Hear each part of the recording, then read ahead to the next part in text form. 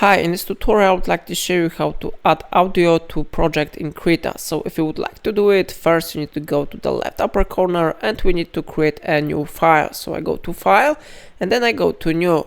After that we need to select one from available templates. We are interested in to open design templates, and here I will select design cinema template and I click use this template. Now our template has been successfully created here, so we need to add here one really important function. We need to go to settings and after that we need to go to Dockers, and here we have something like animation timeline.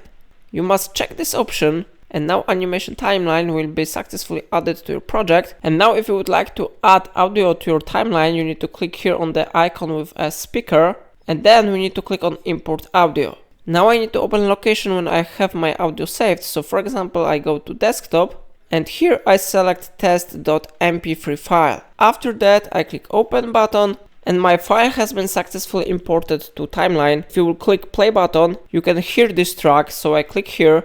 It is simple testing audio file. And how you see, it has been successfully played. So it's all for today. If I helped you, remember to like this tutorial and subscribe my channel.